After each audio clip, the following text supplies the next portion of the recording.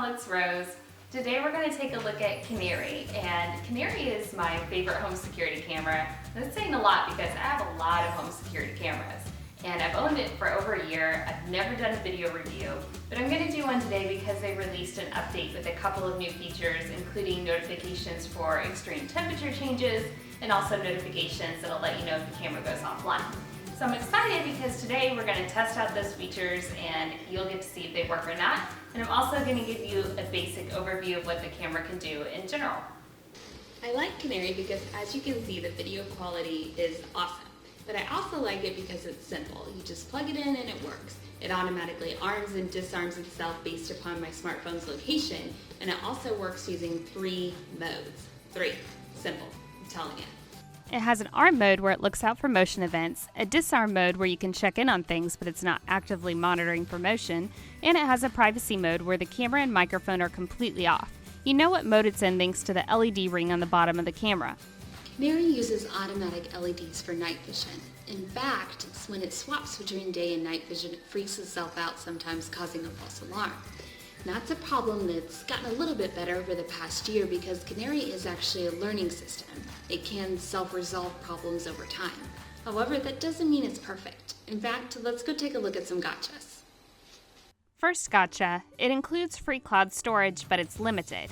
The free plan includes 12 hours of video history, 3 video downloads, and 5 video bookmarks. While this may sound limiting, there's another new feature Canary recently launched, and it's called video sharing. It's kind of like a free storage workaround. Tap on the share icon when viewing a clip, let the video process, and you can share an unlimited amount of videos via text, email, Facebook, Gmail, etc. There are some other gotchas. Second gotcha, it has a siren, but the siren doesn't automatically sound. You have to trigger it manually when viewing live footage or viewing an event. From the same screen, you can call for help if you see something that's concerning. Canary is programmed to always call your hometown emergency dispatch crew, even if you're on vacation hundreds of miles away. Third gotcha is that Canary lacks local storage, unless of course you count downloading videos to your phone's gallery as storage. The next gotcha is that it doesn't work with a lot of other devices. It does work with the Wink Home Automation Hub, and through Wink you can actually connect Canary to IFT and Amazon Echo, but you can't connect to either without a Wink Hub, and since I don't own one, that's sort of a bummer for me. The final gotcha is that Canary doesn't have any sort of battery backup, and in the past there wasn't even a notification that would let you know when the camera lost its power source. Now, of course, that's supposed to have changed with the most recent update, and actually, let's go ahead and find out if that's true. I'm going to unplug the camera and we'll see what happens.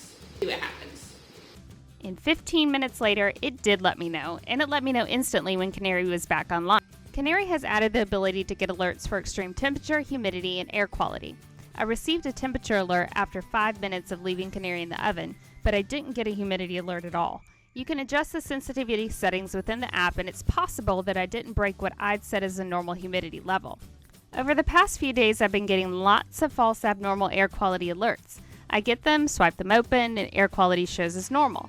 So I guess my verdict is that the features still need to work themselves out a little bit, but I have confidence that they will. So that's Canary in a nutshell. I like it because it's simple and it doesn't take a lot of thought. You plug it in and it works. Easy, right? So thank you all for spending time with me today. If you have any questions about the camera, feel free to comment below. And if this video has been helpful at all, I would appreciate a thumbs up. I'll see y'all later.